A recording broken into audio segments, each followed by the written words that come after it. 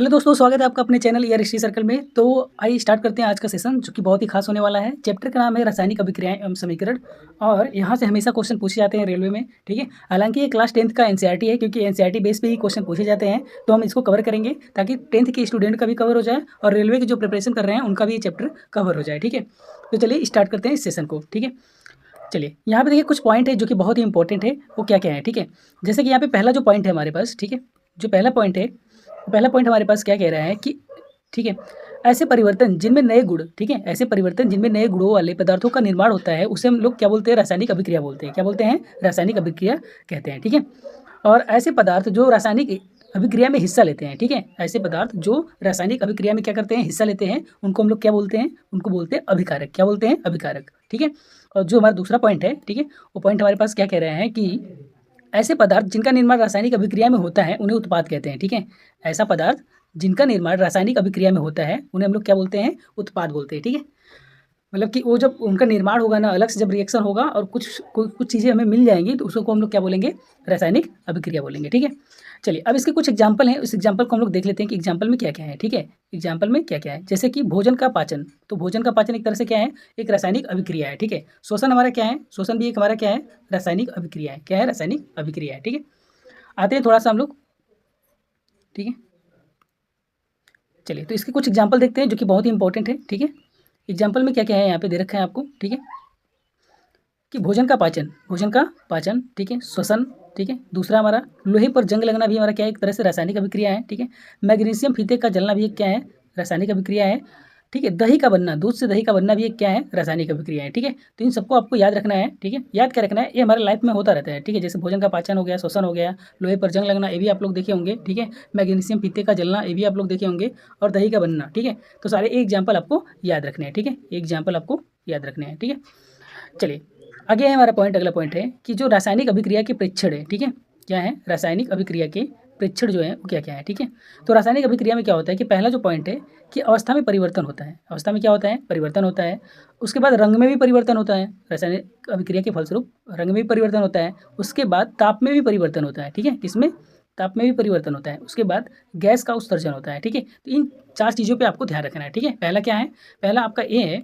ठीक है, पहला पॉइंट आपका ये है कि अवस्था में परिवर्तन होगा। ठीक है, रंग में भी परिवर्तन हो सकता है, और तापमान में भी परिवर्तन होगा, और गैस का उत्सर्जन होगा। ठीक है, तो इन पॉइंटों को आपको ध्यान में रखना है। ठीक है, चलिए आगे बढ़ते हैं अगले पॉइंट की ओर। ठीक है, अगला जो पॉइंट है हमारा कि रासायनिक अभिक्रिया में परिवर्तन को कैसे हम प्रदर्शित करेंगे। ठीक है, तो इसको बहुत ध्यान से देखना है ताकि आपको समझ में आ जाए। ठीक है, ठीक है, तो देखिए सबसे पहले हम लोग यहाँ पे देखेंगे, थोड़ा सा मैं पेन को छोटा कर लेता हूँ ताकि चीज़ें समझ में आ जाए। ठीक है, चलिए देखिए, जैसे कि यहाँ पे हमारे पास क्या है कि एक समीकरण है। क्या है? समीकरण है। उस समीकरण में हमारे पास क्या है कि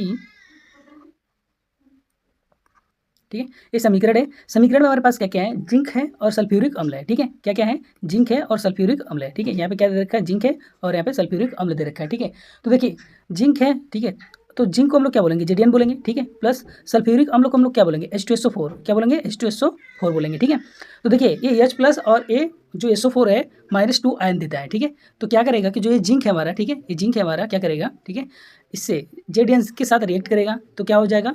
जेडीएन। ठीक है, ये जो बनेगा यहाँ पे क्या बनेगा? JDnSO4 बन जाएगा। ठीक है, फिर उसने क्या बोला था कि गैस का भी उत्सर्जन होगा। ठीक है, गैस का भी उत्सर्जन होगा, तो यहाँ पे क्या निकल जाएगा? हाइड्रोजन गैस निकल जाएगा। हाइड्रोजन गैस क्या हो जाएगा? निकल जाएगा। ठीक है, ये अभिक्रिया आपको यहाँ पे देखने को मिलेगा। ठीक है, कि लेफ्ट हैंड साइड यहाँ पे दे रखा है, और ये बनेगा तो हमारे पास यहाँ पे राइट हैंड साइड में ये बन जाएगा। ठीक है, तो ये हमारा क्या हो जाएगा? रासायनिक समीकरण हो जाएगा। एक तरह से पूरा जितना है हमारा ये, इसको हम लोग क्या बोलेंगे? रासायनिक समीकरण बोलेंगे। क्या बोलेंगे? रासायनिक समीकरण बोलेंगे। ठीक है, इस पूरे जो हमारा ये पूरा फंडामेंटल है यहाँ से यहाँ तक, इसको हम लोग क्या बोलेंगे? रासायनिक समीकरण बोलेंगे। ठीक है, चलिए आगे आते हैं अगले टॉपिक पे। हमारा जो अगला पॉइंट है, ठीक है, कि रासायनिक जो समीकरण होता है वो हमारा क्या क्या होता है। देखिए जब तक आपका थ्योरी ठीक से कंप्लीट नहीं होगा, थ्योरी आपको समझ में नहीं आएगा, तब से आप कुछ भी नहीं कर सकते। ना तो रिएक्शन करवा सकते हैं, ना तो कोई न्यूमेरिकल लगा सकते हैं। तो थ्योरी बहुत इंपॉर्टेंट है। थ्योरी को पढ़ना बहुत ही ज़्यादा नीड है। ठीक है, चलिए इसको हम लोग पढ़ते हैं और बहुत ही बारीकी से पढ़ेंगे और ध्यान से। ठीक है,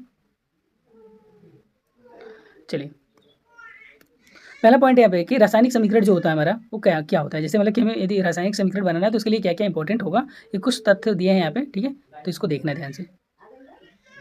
ठीक है, चलिए यहाँ पे क्या कह रहा है कि जो रासायनिक अभिक्रिया है रासायनिक समीकरण द्वारा निरूपित की जाती है। ठीक है, आपने यहाँ पे देखा होगा कि रासायनिक जो अभिक्रिया था, ठीक है, रासायनिक जो अभिक्रिया था वो किसके द्वारा निरूपित की गई थी, रासायनिक समीकरण द्वारा निरूपित की गई थी। ठीक है, जो रासायनिक समीकरण है, ठीक है, जो रासायनिक हमारा क्या है समीकरण है, जो रासायनिक समीकरण के तत्वों के प्रतीक या अभिकारक और उत्पादों के रासायनिक सूत्र उनकी भौतिक अवस्था के स्थान पर लिखे जाते हैं। ठीक है, कि इनका जो प्रतीक है, ठीक है, इनका जो प्रतीक है वो उनके स्थान पे कहाँ पे लिखा जाएगा। ठीक है, नेक्स्ट है हमारा कि रासायनिक अभिक्रिया में आवश्यक परिस्थितियां जैसे कि ताप, दाब, उत्प्रेरक आदि को तीर के निशान के ऊपर या नीचे दर्शाया जाता है। तो इस पॉइंट को आपको बहुत ध्यान में रखना है। ठीक है, कैसे कैसे ध्यान में रखना है, जैसे कि सपोज कीजिए, ठीक है, आपने एक एरो बना दिया, क्या बना दिया, आपने एक एरो बना दिया। ठीक है, मैं बना देता हूँ ऐसे।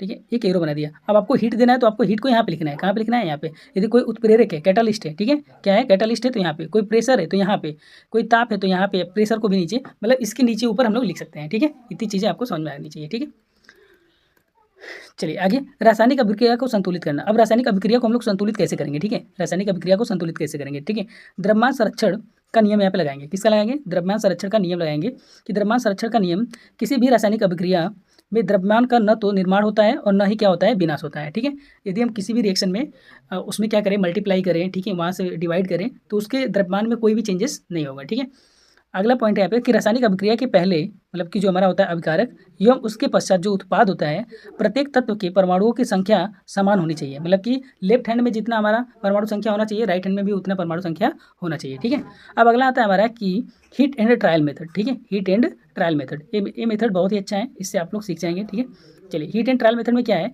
कि हम लोग सबसे पहले क्या करेंगे कि एक रासायनिक अभिक्रिया को लिखेंगे। ठीक है, जैसे Fe3O4 ये लिख दिया मैंने। ठीक है, अब देखिए करना कैसे है कि यहाँ पे कितने हैं, जो हमारा आयरन है, ठीक है, वो कितना है, एक है तो एक यहाँ पे लिख गया। ठीक है, हाइड्रोजन कितना है, 2 है तो यहाँ पे 2 लिख गया। ठीक है, उसके बाद ऑक्सीजन कितना है, 1 है तो यहाँ पे 1 लिख गया। ठीक है, अब राइट साइड में लिखेंगे जो कि हमारे पास जो आयरन है वो कितना है, 3 है तो 3 लिख गया। और उसके बाद यहाँ पे हमारे पास हाइड्रोजन कितना है, 2 है तो 2 लिख गया। उसके बाद ऑक्सीजन हमारे पास 4 है। ठीक है, कितने हैं, 4 है तो 4 लिख गया। ठीक है, चलिए अब क्या करते हैं, इसको थोड़ा सा मैं इसको हटा देता हूँ यहाँ पे। ठीक है, अब क्या करना है कि धीरे धीरे, अब देखिए कि जो सबसे बड़ा रहेगा, ठीक है, जो सबसे बड़ा रहेगा, जैसे कि यहाँ पे क्या है, ये है आपका ऑक्सीजन है, क्या है, ऑक्सीजन है, तो ऑक्सीजन को आपको यहाँ इस साइड लेके आना है। ठीक है, कहाँ पे, यहाँ पे। ठीक है, तो यहाँ पे हम लोग लिखेंगे 4, क्या लिखेंगे, 4। तो ऑक्सीजन यहाँ पे 4 हमने कर दिया। ठीक है, इस साइड ऑक्सीजन हमारा कितना है, 4 है। ठीक है, तो हमने ऑक्सीजन यहाँ पे 4 कर दिया। ठीक है, अब ऑक्सीजन हमने 4 कर दिया तो हाइड्रोजन अब हमारे पास कितना हो जाएगा, अब हाइड्रोजन हमारे पास हो जाएगा आपका मिला के कितना, 8 हो गया। ठीक है, जो कि इधर हाइड्रोजन कितना है, 2 है, तो चाहिए कितना, 8, तो यहाँ पे 4 से गुणा कर लेंगे, क्या कर लेंगे, 4 से मल्टीप्लाई कर लेंगे। ठीक है, अब उसके बाद देखिए 4 तो हो गया, अब देखेंगे कि 3, ठीक है, तो Fe3 है यहाँ पे, क्या है, Fe3 मतलब किसका, उसके बाद 4 के बाद कौन सा है, 3, तो 3 को हम लोग यहाँ पे ले आएंगे, इससे मल्टीप्लाई कर लेंगे 3 से, तो Fe हमारा 3 यहाँ पे हो गया, 3Fe हो गया, और यहाँ पे Fe3O4 है ही। ठीक है, Fe3O4 है ही, तो हमारे पास ए हो गया। ठीक है, अब देखेंगे तो हमारा लगभग ये पूरा क्या हो गया, जैसे कि हाइड्रोजन देखें तो 8 हाइड्रोजन यहाँ पे है और 8 हाइड्रोजन यहाँ पे। ठीक है, ऑक्सीजन 4 यहाँ पे है, ऑक्सीजन 4 यहाँ पे। ठीक है, 3 आयरन यहाँ पे, 3 आयरन यहाँ पे। ठीक है, तो ये पूर्ण रूप से हमारा क्या हो गया, मतलब कि बन गया है, एक तरह से हमारे पूर्ण रूप से क्या हो गया, बन गया। ठीक है, तो बना हमारे कहाँ पे, यहाँ पे। ठीक है, ये हमारा क्या हो गया, यहाँ पे बन गया। ठीक है, देखिए 3Fe प्लस 4H2O और Fe3O4 प्लस 4H2। ठीक है, यहाँ पे बन गया इतना। ठीक है, चलिए आगे बढ़ते हैं अगले पॉइंट की ओर। ठीक है, अब देखिए जैसे कि कोई चीज़ यदि सॉलिड है, ठीक है, क्या है, ठोस है, तो उसको हम लोग यस से डिनोट करेंगे। यदि वो लिक्विड है, द्रव है, तो उसको यल से डिनोट करेंगे। और यदि वो गैसीय अवस्था में है तो हम लोग उसको क्या बोलेंगे कि जी से डिनोट करेंगे। ठीक है, और जली विलयन होगा तो उसको हम लोग एक्वा बोलेंगे। ठीक है, जैसे कि जल में कोई चीज़ मिला दिया गया है तो, ठीक है, तो उसको हम लोग बोलेंगे। ठीक है, अब जैसे यहाँ पे एक समीकरण दे रखा है आपको, ठीक है, वो समीकरण हमारे पास क्या है कि 3Fe प्लस 4H2O, ठीक है, और Fe2O3 प्लस 4H2। ठीक है, इतना ये दे रखा है यहाँ पे। तो कुछ आवश्यक परिस्थितियाँ जैसे कि ताप, दाब या उत्प्रेरक आदि को भी तीर के निशान के ऊपर या नीचे लिख सकते हैं। ठीक है, तो सिंपल सी चीज़ है कि जो यहाँ पे ये वाली वैल्यू है, ठीक है, कि तो यहाँ पे हम लोग लिख सकते हैं या तो हम लोग यहाँ पे लिख सकते हैं। ठीक है, इन दोनों में कहीं भी हम लोग क्या कर सकते हैं, इसको लिख सकते हैं। ठीक है, चलिए आगे आते हैं। अगला है कि रासायनिक अभिक्रिया के प्रकार। ठीक है, अब आते हैं ये जो इंपॉर्टेंट है। ठीक है, रासायनिक अभिक्रिया के प्रकार। ठीक है, अब देखिए रासायनिक अभिक्रिया के प्रकार में मतलब कि ये क्वेश्चन बार बार पूछा जाता है। ठीक है, तो जैसे कि जो रासायनिक अभिक्रिया के प्रकार है, इसमें क्या है आपको कि ये हमारे लगभग कितने प्रकार के होते हैं, 4 प्रकार के होते हैं। तो पहला यहाँ पे दे रखा है आपको, ठीक है, कि संयोजन अभिक्रिया। क्या दे रखा है, संयोजन अभिक्रिया दे रखा है। पहला क्या दे रखा है, संयोजन अभिक्रिया दे रखा है। ठीक है, पहला क्या दे रखा है, संयोजन अभिक्रिया।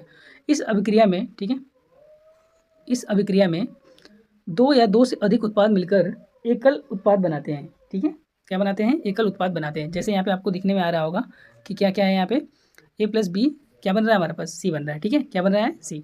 अब देखिए जैसे कि हम लोग यहाँ पे देखें तो हमारे पास क्या है, कार्बन है, ठीक है, क्या है, कार्बन है प्लस ऑक्सीजन है, ठीक है, ये मिलके हमारे पास क्या बन जा रहा है, CO2 बन जा रहा है, ठीक है, क्या बन जा रहा है, CO2। कार्बन हमारा क्या होता है, सॉलिड होता है, ये भी हमारा क्या होता है, ये गैस होता है, और ये भी क्या होगा, गैस होगा, ठीक है। जैसे कि हाइड्रोजन की बात करें, H2 प्लस O2, ठीक है, तो ये क्या बन जाएगा, H2 बन जाएगा, ठीक है, इसको बैलेंस कर लीजिए। तो कितना, दो हाइड्रोजन को यहाँ पे दो से गुणा कर लेंगे, यहाँ पे दो हो जाएगा, तो हमारे पास ये आ जाएगा, ठीक है। मतलब कि दो या दो से अभिकारक मिलके एक उत्पाद बनाएंगे, उसको हम लोग क्या बोलेंगे कि ये हमारा संयोजन अभिक्रिया है। क्या है, संयोजन अभिक्रिया, ठीक है। दूसरा चीज़ है दोस्तों, यहाँ पे यदि हमने लिया कि यहाँ पे इस देखिए चूना है हमारे पास, क्या है, चूना है, चूना का मतलब समझ रहे हैं, ये नॉर्मल चूना है, बुझा हुआ चूना नहीं है, ठीक है, बुझा हुआ चूना हम लोग इसको बोलेंगे, ठीक है, बुझा हुआ जो चूना है, ठीक है, इसको बोलेंगे कि ये बुझा हुआ चूना है, ये हमारा ओनली चूना है, ठीक है। तो इस चूने में क्या करेंगे कि हाइड्रोजन से मतलब पानी डाल देंगे, तो जैसे चूने में पानी डालते हैं तो क्या होता है, उबलने लगता है, और उबलने लगेगा तो इसका मतलब कि वो जो नया चूना रहेगा वो बुझ जाएगा, ठीक है, जल के खत्म हो जाएगा, ठीक है। तो इसका भी अभिक्रिया हम लोग यहाँ पे करेंगे कि मतलब कि चूना और हम लोग क्या मिला रहे हैं, पानी मिला रहे हैं, तो बुझा हुआ चूना मिलके बन के आ जा रहा है, ठीक है। चलिए आगे बढ़ते हैं, ठीक है। अगला है हमारा उष्माक्षेपी अभिक्रिया, ठीक है, कौन सी अभिक्रिया है, उष्माक्षेपी अभिक्रिया है, ठीक है, कौन सी, उष्माक्षेपी अभिक्रिया। जिन अभिक्रिया में उत्पाद के निर्माण के साथ साथ उष्मा का भी उत्सर्जन होता है उसको हम लोग बोलते हैं उष्माक्षेपी अभिक्रिया, ठीक है। जैसे हमने यहाँ पे मेथेन ले लिया CH4 और यहाँ पे ऑक्सीजन ले लिया, ठीक है। तो यदि मेथेन और ऑक्सीजन का यदि हम लोग क्रिया कराएंगे, रिएक्शन कराएंगे, तो कार्बन डाइऑक्साइड निकलेगा, प्लस वहाँ से जल भी निकलेगा, ठीक है, और प्लस साथ साथ में क्या निकलेगा, हीट भी निकलेगा, क्या निकलेगा, हीट भी निकलेगा, ठीक है। तो ऐसा अभिक्रिया जो कि उत्पाद के साथ साथ क्या हो, उष्मा का भी निर्माण करे, उसको हम लोग क्या बोलेंगे, उष्माक्षेपी अभिक्रिया बोलेंगे, ठीक है। जैसे यहाँ पे C6H12O6 है, ठीक है, और हमने ऑक्सीजन यहाँ से ले लिया, ठीक है, तो क्या मिलेगा, यहाँ से कार्बन डाइऑक्साइड मिलेगा, प्लस H2 मिलेगा, प्लस यहाँ पे क्या मिलेगा, उष्मा मिलेगा, क्या मिलेगा, उष्मा मिलेगा, ठीक है। अगला है कि वियोजन अभिक्रिया। वियोजन अभिक्रिया में क्या है कि इस अभिक्रिया में एकल अभिकारक टूटकर दो अधिक उत्पाद बनाता है, ठीक है। सेम पहले के अपोजिट है, सेम पहले के अपोजिट है। जैसे मैं आपको पहला बता दूं कि पहला क्या था, तो पहला आपको ये था कि संयोजन अभिक्रिया, ठीक है। अब संयोजन से क्या हो रहा है, यहाँ पे वियोजन हो रहा है, क्या हो रहा है, वियोजन हो रहा है। तो वियोजन अभिक्रिया भी दो प्रकार के होते हैं, ठीक है, जैसे इसमें भी टाइप है वियोजन अभिक्रिया में, मतलब कि एक से टूट के कितने बन जाएंगे, दो बन जाएंगे, ठीक है। उसके बाद है, ठीक है, उसमें वियोजन, क्या है, उसमें वियोजन, उष्मा द्वारा किया गया वियोजन, उष्मा द्वारा किया गया वियोजन उसमें वियोजन कहलाता है, ठीक है।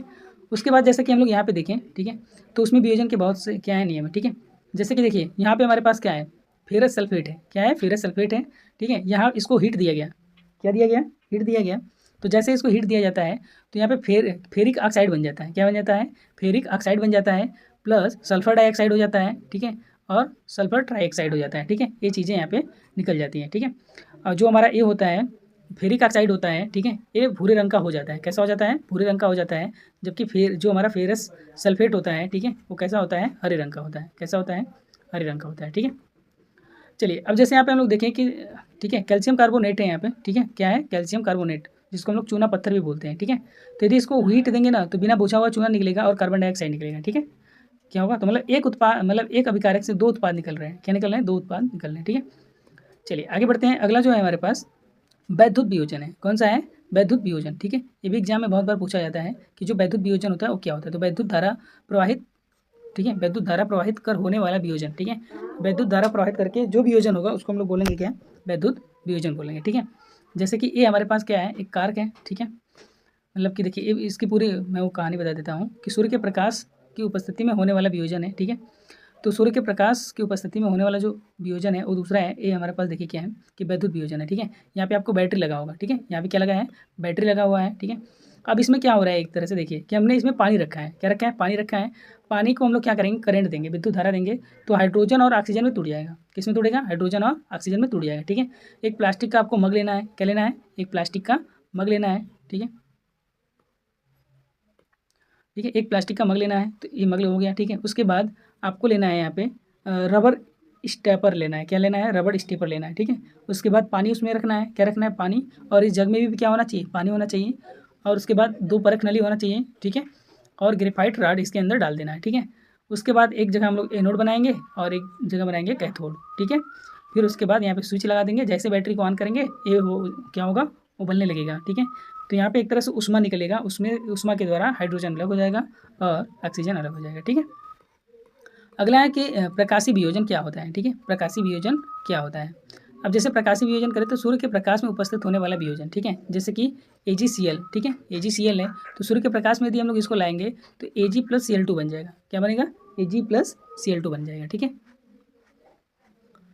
अगला है जैसे कि ठीक है, AgBr है, तो सूर्य के प्रकाश में यदि कराएंगे तो क्या Ag यहाँ पे निकल के आ जाएगा, Br2 यहाँ पे निकल के आ जाएगा, ठीक है। अगला है कि उष्मा शोषी अभिक्रिया क्या होती है? जिन अभिक्रियाओं में अभिकारक को तोड़ने के लिए उष्मा का प्रकाश या विद्युत प्रकाश की आवश्यकता होती है उसको उष्माक्षेपी अभिक्रिया बोलते हैं। जैसे कि अभी तो हीट निकल रहा था, अब हीट हमको देना पड़ेगा, अब हीट हमको क्या होगा, देना पड़ेगा, ठीक है। जैसे पहला है कि विस्थापन अभिक्रिया, डिस्प्लेसमेंट रिएक्शन, ठीक है। तो इसमें क्या होगा कि इन अभिक्रियाओं में अधिक क्रियाशील तत्व क्रम क्रियाशील तत्व को उसके यौगिक में विस्थापित कर देते हैं, ठीक है। जैसे यहाँ पे क्या है हमारा Fe है, अब यहाँ पे Cu है, कॉपर है, SO4 है, ठीक है। तो देखिए जो हमारे पास Fe है मतलब कि Cu से ज़्यादा क्रियाशील है, तो जो हमारा A सल्फेट है, ठीक है, वो किसके साथ चला जाएगा, Fe के साथ चला जाएगा, तो FeSO4 बन जाएगा प्लस यहाँ पे Cu आपका बच जाएगा, ठीक है। तो इसको आपको ध्यान में रखना है, ठीक है। चलिए आगे बढ़ते हैं, ठीक है। ये परख नली है, ये धागा है, ठीक है, इस पूरा सिस्टम है, यहाँ पे लगा के इसको करना है, ठीक है। चलिए यहाँ पे देखिए क्वेश्चन पूछता है कभी कभी थ्योरी वाला कि देखिए कि जो लोहे की कील है, ठीक है, लोहे की कील पर भूरे रंग का कॉपर की परत जम गई है, ठीक है। CuSO4 के नीले विलयन का रंग क्या है, रंग हरा FeSO4 के निर्माण के कारण हो गया है, ठीक है। यदि हम FeSO4 का निर्माण करेंगे तो जो CuSO4 के नीले विलयन का रंग होगा वो कैसा हो जाएगा, हरा हो जाएगा, ठीक है। जैसे यहाँ पे Zn है, ठीक है, यहाँ पे Cu है, ठीक है, तो यहाँ से SO4 इसके साथ रिएक्ट करके तो क्या बन जाएगा, ZnSO4 और Cu यहाँ पे निकल जाएगा, ठीक है। अगला है कि द्विविस्थापन अभिक्रिया, ठीक है, क्या है द्विविस्थापन अभिक्रिया। द्विविस्थापन अभिक्रिया में क्या होगा कि दो एलिमेंट रहेगा, जैसे कि आपको मैं बता दूं यहाँ पे कि जो द्विविस्थापन अभिक्रिया होता है, ठीक है, वो कैसे होता है इसमें। देखिए यहाँ पे क्या है, सोडियम सल्फेट है, सोडियम सल्फेट है और यहाँ पे बेरियम क्लोराइड है, ठीक है, और यहाँ पे बेरियम सल्फेट है और सोडियम क्लोराइड है, ठीक है। तो देखिए जैसे कि यहाँ पे क्या है SO2 है, क्या है SO2 है, उसके बाद यहाँ पे क्या है, तो देखिए सिंपल सी चीज़ आपको ध्यान में रखना है, मैं आपको यहाँ पे लिख देता हूँ कहीं पे AB + CD ऐसे लिख देता हूँ, ठीक है। अब ये रिएक्ट करेगा, क्या करेगा, रिएक्ट करेगा, तो इस कंडीशन में क्या हो जाएगा, जैसे कि ठीक है, इस कंडीशन में आपका क्या हो जाएगा कि जो इसका पहला रहेगा, ठीक है, दूसरे के साथ, इसका पहला जो रहेगा दूसरे के साथ, ठीक है, या फिर दूसरा पहले के साथ और ये इसके साथ हो जाएगा, ठीक है। तो यहाँ पे हमारे पास क्या हो जाएगा, CD हो जाएगा, क्या हो जाएगा, CD हो जाएगा, सॉरी CB हो जाएगा, प्लस इसको यदि हम लोग देखें यहाँ पे, ठीक है, इसको यदि हम लोग देखें तो जो पहला है वो D के साथ चला जाएगा, तो क्या हो जाएगा AD हो जाएगा, क्या हो जाएगा AD हो जाएगा, ठीक है। तो देखिए यहाँ पे क्या है, सोडियम है, तो सोडियम है हमारा, ये हमारे पास क्या है दूसरा है, तो दूसरा हमारा किसके साथ जाएगा, इसके पहले के साथ जाएगा, तो यहाँ पे क्या बन जाएगा BaSO4 बन जाएगा, ठीक है। और इसका जो ये वाला है किसके साथ चला जाएगा, इसके साथ, ठीक है, तो क्या बन जाएगा NaCl बन जाएगा, क्या बन जाएगा NaCl। बेरियम सल्फेट के सफ़ेद अविलयन अवक्षेप का निर्माण होता है, इसलिए इस अभिक्रिया को अवक्षेप अभिक्रिया भी कहते हैं, ठीक है। चलिए अगला हमारे पास, ठीक है, उपचयन एवं अपचयन, ठीक है, उपचयन और अपचयन, इसको भी बहुत ध्यान से देखिएगा, ठीक है। जब किसी पदार्थ में ऑक्सीजन की वृद्धि होती है, ठीक है, या जब किसी पदार्थ में हाइड्रोजन की कमी होती है तो उसको हम लोग बोलते हैं उपचयन, क्या बोलते हैं, उपचयन मतलब कि ऑक्सीडेशन, क्या बोलते हैं, ऑक्सीडेशन बोलते हैं, ठीक है, क्या बोलते हैं, ऑक्सीडेशन बोलते हैं, ठीक है, ऑक्सीडेशन बोलते हैं। जैसे कि यहाँ पे क्या है कि देखिए यहाँ पे Cu है, क्या है, सॉरी कार्बन है प्लस ऑक्सीजन है, कार्बन है प्लस ऑक्सीजन है, ठीक है। तो कार्बन ऑक्सीजन के साथ यहाँ पे क्या हो गया, मैच कर गया रिएक्टिव, क्या बन गया, CO2 बन गया, ठीक है।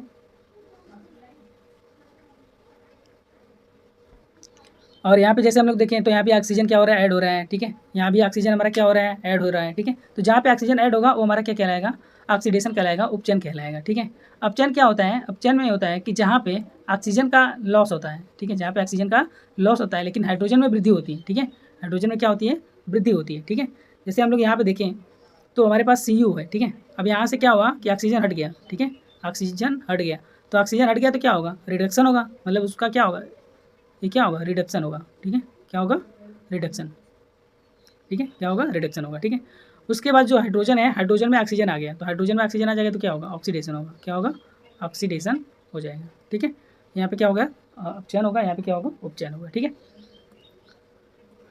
चलिए ठीक है, कह रहा है कि इस अभिक्रिया में कॉपर ऑक्साइड कॉपर में अपचयित हो जाता है, हाइड्रोजन उपचयित हो जाता है, ठीक, उपचयित जल बनता है। इस अभिक्रिया में उपचयन तथा, ठीक है, उपचयन दोनों हो रहे हैं, इससे रेडॉक्स अभिक्रिया भी कहते हैं, ठीक है। जिसमें अपचयन और उपचयन दोनों हो उसको हम लोग क्या बोलेंगे, ठीक है, रेडॉक्स अभिक्रिया बोलेंगे, ठीक है। दैनिक जीवन में उपचयन अभिक्रियाओं का प्रभाव क्या होता है, ठीक है, तो बस थोड़ा सा और है, ठीक है। देखिए यहाँ पे दे रखा है, सब इंपॉर्टेंट पॉइंट है, ठीक है। संक्षारण, जब कोई धातु आर्द्रता अम्ल आदि के संपर्क में आती है जिससे धातु की ऊपरी परत कमजोर हो जाती है, ठीक है, संक्षारित हो जाती है, ठीक है। अगला है लोहे की वस्तु में जंग लगना, चांदी के ऊपर की वह कील, चांदी के ऊपर की काली परत वाले ऊपर की हरी परत चढ़ाना, ठीक है। अगला है कि यह सब लेपन, ठीक है, विद्युत लेपन और पेंट करके संक्षारण में धातुओं को बचाया जा सकता है, ठीक है। अगला है हमारे पास कि विकृत गंधियाँ क्या होती है, ठीक है। तो वसायुक्त और तैलीय खाद्य सामग्री वायु के संपर्क में आने पर उपचयित हो जाते हैं, ठीक है, जिससे उनके स्वाद और गंध में परिवर्तन हो जाता है। इसे विकृत गंधिता कहते हैं, ठीक है।